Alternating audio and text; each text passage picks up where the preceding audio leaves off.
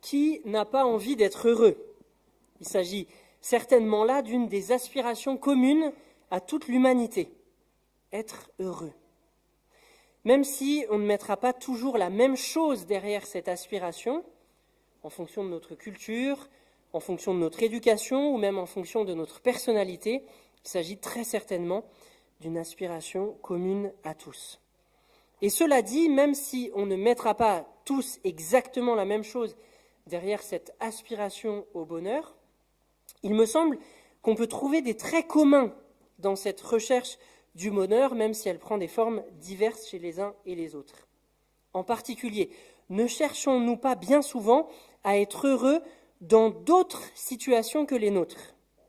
Ne nous disons pas intérieurement que nous serions enfin heureux si j'avais un travail, si j'avais tel poste, si j'avais tel salaire, si je guérissais de telle maladie, si j'avais un conjoint, si je n'avais plus de conjoint, si j'avais des enfants, si. Et toutes ces aspirations peuvent être légitimes, à part peut-être celle de ne plus avoir de conjoint quand on en a déjà un. Mais les autres aspirations sont légitimes en soi, elles ne sont pas mauvaises. Mais il me semble que l'expérience montre qu'une fois ces conditions atteintes, lorsqu'on arrive à les atteindre, le niveau de bonheur ressenti revient au niveau précédent, à un niveau qu'on pourrait qualifier de normal, de moyen. N'est-ce pas alors le signe que derrière ces aspirations, encore une fois légitimes, nous sommes en fait en quête d'autre chose ? N'est-ce pas le signe qu'il y a en nous une soif plus fondamentale que ces aspirations-là ? Dans un texte bien connu qu'on appelle les Béatitudes, Jésus nous invite justement à un changement de regard sur le bonheur. Et sa réponse à la question « Qui peut être heureux ?» est tout à fait étonnante, paradoxale, voire même peut-être choquante. Je vous invite à lire avec moi dans l'Évangile selon Matthieu, au chapitre 5, les versets 1 à 12. Vous pouvez suivre dans votre Bible si vous en avez une, sinon le texte s'affiche sur l'écran au-dessus de moi. On va donc lire dans l'Évangile de Matthieu, au chapitre 5, les versets 1 jusqu'à 12. Jésus, voyant ces foules, monta sur une colline. Il s'assit, ses disciples se rassemblèrent autour de lui, et il se mit à les enseigner.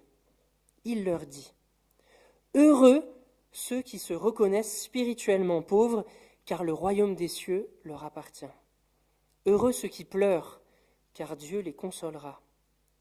Heureux ceux qui sont doux, car Dieu leur donnera la terre en héritage. Heureux ceux qui ont faim et soif de justice, car ils seront rassasiés. Heureux ceux qui témoignent de la bonté, car Dieu sera bon pour eux. Heureux ceux dont le cœur est pur, car ils verront Dieu. Heureux ceux qui répandent autour d'eux la paix, car Dieu les reconnaîtra pour ses fils. Heureux ceux qui sont opprimés pour la justice, car le royaume des cieux leur appartient. Heureux serez-vous quand les hommes vous insulteront et vous persécuteront, lorsqu'ils répandront toutes sortes de calomnies sur votre compte à cause de moi. Oui, réjouissez-vous alors et soyez heureux, car une magnifique récompense vous attend dans les cieux. Car vous serez ainsi comme les prophètes d'autrefois. Eux aussi ont été persécutés avant vous de la même manière. Amen. Ce texte dit des Béatitudes est d'abord à recevoir, je crois, comme l'annonce d'une bonne nouvelle, non pas comme quelque chose que Jésus nous inviterait à faire, mais comme l'annonce, l'affirmation d'une bonne nouvelle. Et la bonne nouvelle réside précisément dans le caractère paradoxal, voire choquant, des affirmations de Jésus. Jésus ne dit pas, bien sûr, qu'il faut pleurer ou être persécuté pour pouvoir être heureux. Mais il affirme que l'on peut être heureux même si on pleure ou même si on est persécuté, comme c'est le cas par exemple des chrétiens qui sont maltraités pour leur foi en Corée du Nord, en Afghanistan ou dans bien d'autres pays du monde. Ce que Jésus dit au fond, et à rebours peut-être de nos aspirations courantes, c'est que nous n'avons pas besoin de viser une autre situation pour être heureux, mais qu'il est possible d'être heureux au cœur même des situations plus ou moins difficiles auxquelles nous sommes confrontés par le cours même de nos vies. Il est possible d'être heureux en pleurant, nous dit Jésus, d'être heureux dans la souffrance, d'être heureux dans la maladie, d'être heureux dans la dépression, d'être heureux en subissant l'injustice. Mais alors comment ? Comment pouvons-nous être heureux dans de telles situations qui semblent incompatibles, à première vue, avec le bonheur ? La réponse, je crois, tient dans la consolation qui est donnée par la première et la dernière béatitude. La première et la 8e.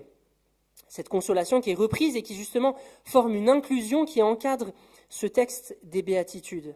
Et les deux derniers heureux, le 9e heureux et le 10e heureux, sont formulés un peu autrement et sont en fait des commentaires du 8e. Donc ce texte est surtout un ensemble de 8 béatitudes encadrées par cette consolation qui vient dans la première béatitude et dans la 8e, car le royaume des cieux leur appartient. C'est très important de noter que le bonheur se fonde sur cette consolation-là. Le royaume des cieux leur appartient. C'est important parce que ça permet de souligner que Jésus n'est pas en train de nous dire que les souffrances et les épreuves sont un sujet de joie en soi. Ce n'est pas les épreuves, heureusement, qui sont appelées à nous rendre heureux. Jésus ne dit pas non plus, comme pouvaient le faire les philosophes stoïciens dans l'Antiquité, que le bonheur consiste en une sérénité détachée des réalités de ce monde. Jésus ne minimise pas les douleurs et les pleurs pour faire une place qui serait quelque peu artificielle à la joie. Pour Jésus, c'est au cœur même des épreuves que nous pouvons être déclarés heureux, parce que c'est malgré, ou même peut-être dans la souffrance rencontrée, que le royaume de Dieu fait irruption. La vraie joie dont il est question ici n'est donc pas un déni de réalité. Elle ne consiste pas à se détacher sereinement des épreuves ou de la souffrance, et elle ne consiste pas à voir dans l'épreuve elle-même la source de la vraie joie dont parle Jésus. Mais Jésus dit que dans cette souffrance, le royaume de Dieu peut faire irruption dans nos vies. Jésus ne dit pas non plus que notre souffrance est nécessaire à l'accueil de son royaume en nous. Les épreuves ne sont pas, heureusement encore une fois, une condition à l'accueil du royaume et au fait d'être heureux. Mais ce que Jésus annonce, et c'est radical et inattendu, c'est que malgré les apparences, les épreuves ne sont pas non plus un obstacle à la vraie joie. Les souffrances que l'on peut traverser, les difficultés que l'on peut vivre, malgré les apparences, ne sont pas en soi un obstacle à la vraie joie que Dieu lui-même veut que nous vivions. Et peut-être même peuvent-elles devenir, ces épreuves et ces souffrances, en lui, un terreau fertile au royaume des cieux. Je précise bien en lui, en Jésus, pour souligner qu'il n'y a pas d'automatisme. Toute souffrance n'est pas automatiquement féconde.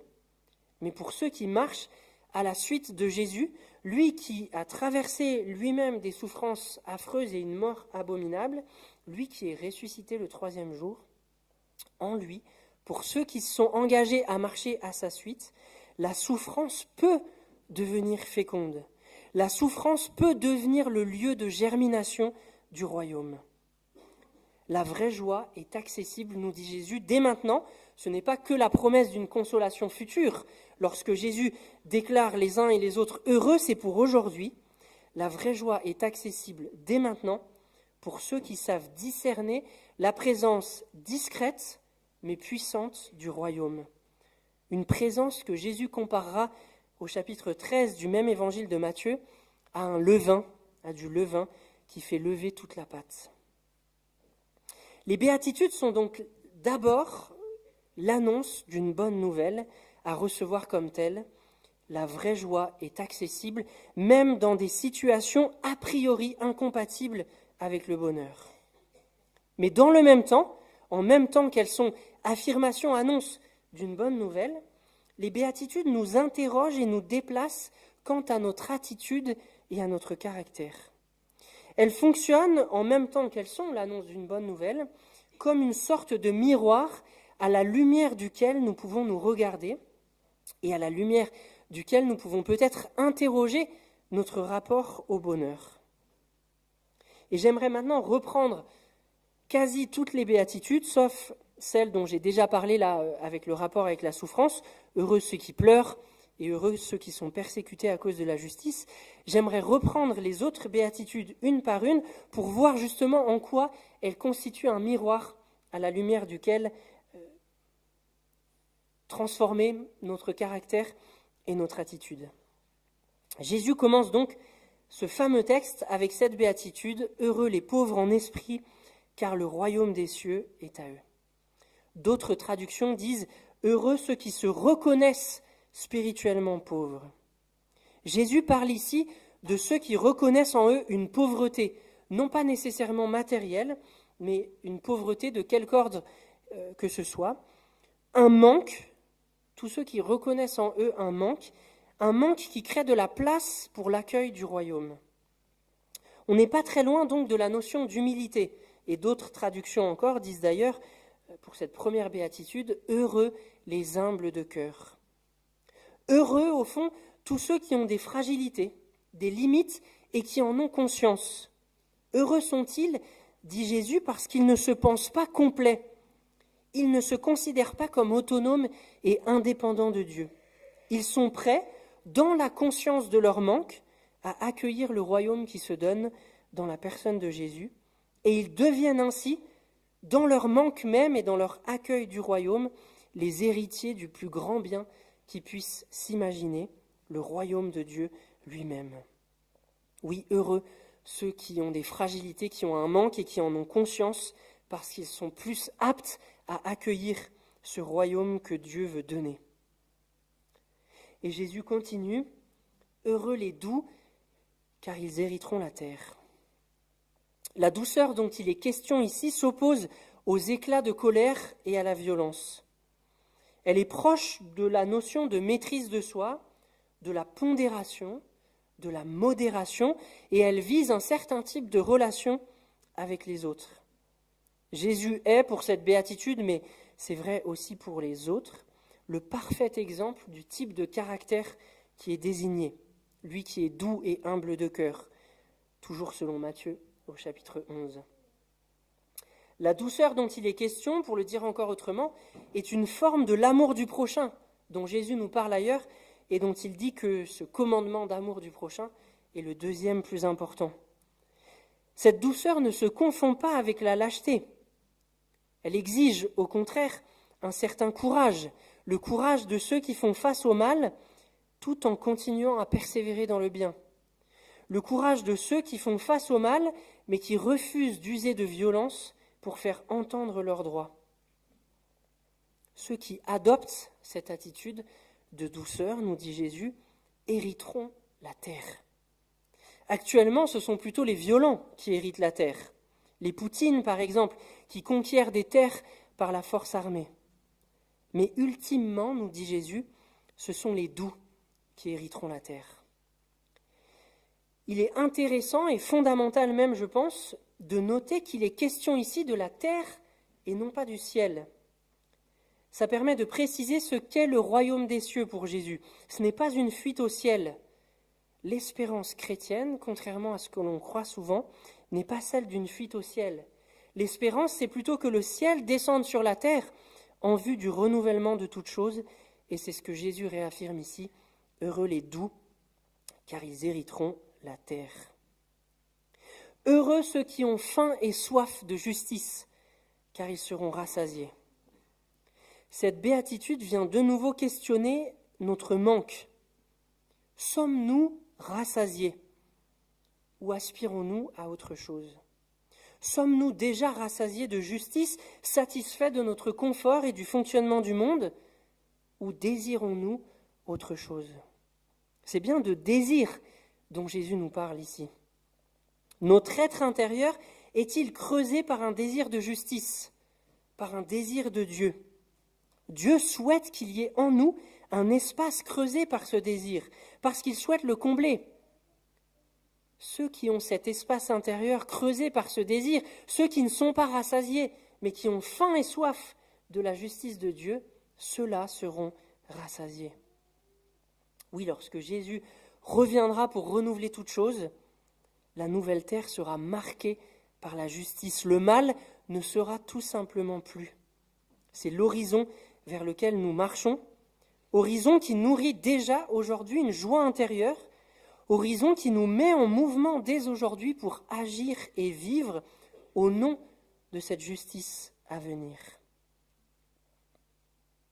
Heureux ceux qui sont bons, car on sera bon avec eux.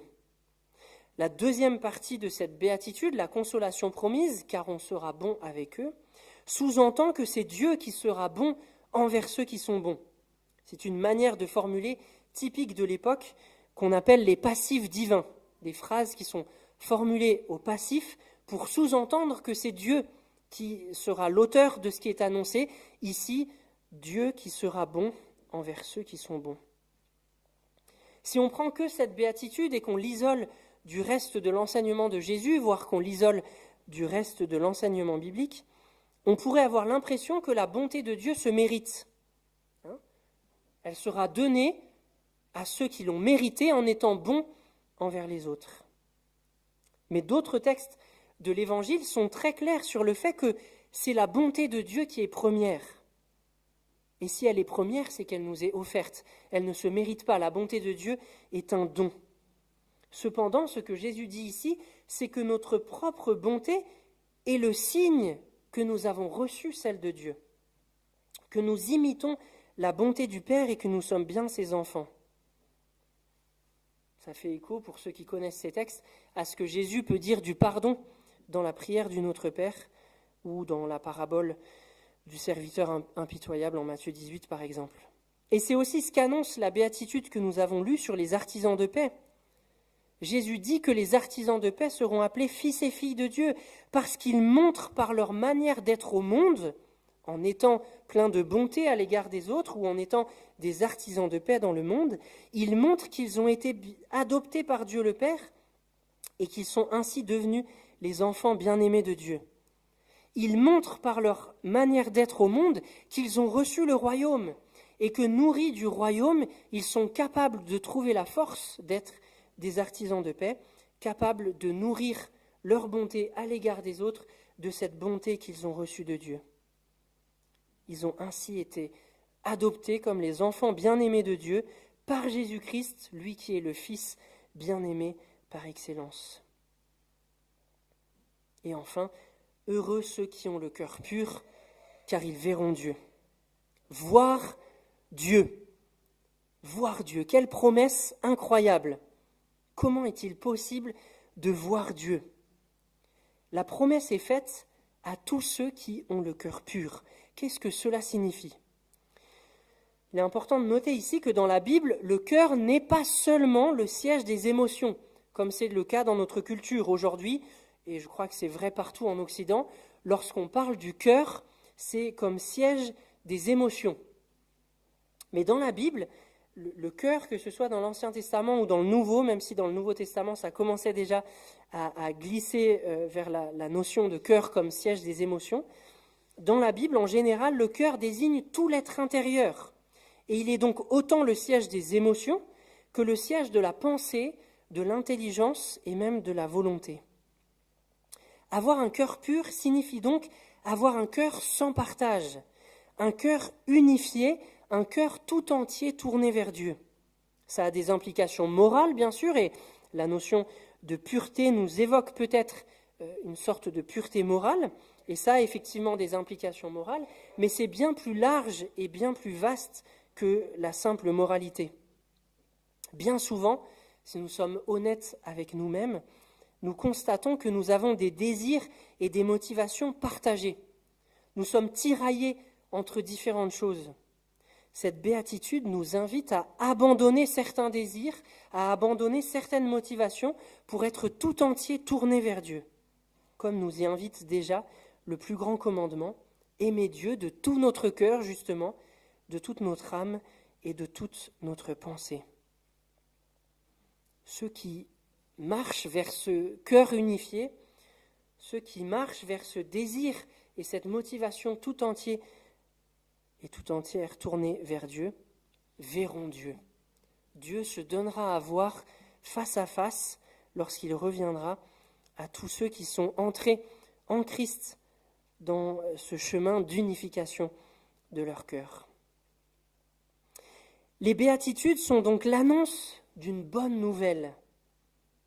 Jésus affirme ici qu'aucune situation de vie, aucune souffrance, aucune maladie n'est en soi disqualifiante pour l'accueil du royaume des cieux, et par conséquence, même si ça semble complètement paradoxal, pour être heureux. Qui que tu sois, quoi que tu vives, tu peux accueillir la présence du royaume de Dieu en toi. De là, de cette bonne nouvelle qui est annoncée, les béatitudes nous interrogent sur notre désir du royaume et sur notre désir de la personne de Jésus lui-même, lui par qui le règne de Dieu vient sur la terre. Que nous soyons déjà chrétiens ou que nous soyons en recherche, les béatitudes nous interrogent. Que désires-tu ? Y a-t-il en toi un manque en forme de Dieu ? Y a-t-il en toi de la place pour la bonté que Dieu t'offre en Jésus ? Y a-t-il en toi place pour la justice de Dieu et pour sa douceur ? Y a-t-il en toi place pour le pardon qu'il t'offre depuis la croix ? Les béatitudes présentent le royaume de Dieu comme un don. Il ne se mérite pas, il se reçoit simplement dans la foi en Jésus. Il y a donc au fond qu'une seule question fondamentale. Es-tu prêt à faire la place pour accueillir ce royaume qui t'est donné ? Heureux ceux qui sont spirituellement pauvres, car le royaume des cieux est à eux. Heureux ceux qui sont doux, car ils hériteront la terre. Heureux ceux qui pleurent, car ils seront consolés. Heureux ceux qui ont faim et soif de justice, car ils seront rassasiés. Heureux ceux qui sont miséricordieux, car il leur sera fait miséricorde.